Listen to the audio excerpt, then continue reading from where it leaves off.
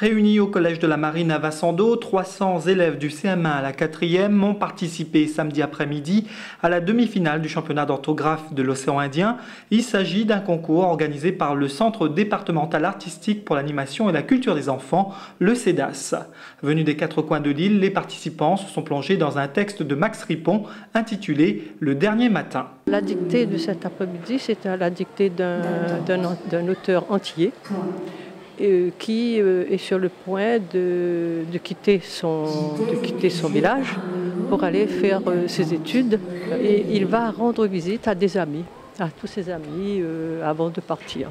Alors c'est avec beaucoup de nostalgie et aussi d'angoisse. Chaque classe a eu son degré de difficulté et un paragraphe supplémentaire a été ajouté à chaque niveau jusqu'au texte dans son intégralité pour les élèves de 3e.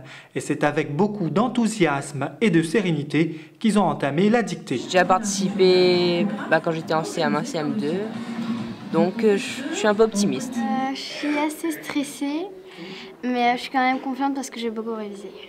Donc ça va bien se passer alors ? Oui, mais en plus, elle a l'air, on dirait qu'elle est difficile, mais elle a l'air facile en fait. C'est bizarre. Oui, voilà. Maman, elle est prof de français, alors elle m'a expliqué des trucs. Donc ça va t'aider alors ? Oui. Le concours a duré une quarantaine de minutes et après une dernière relecture, les élèves ont dû rendre leur copie. Mais ont-ils gardé le même enthousiasme ? Bien, c'était facile.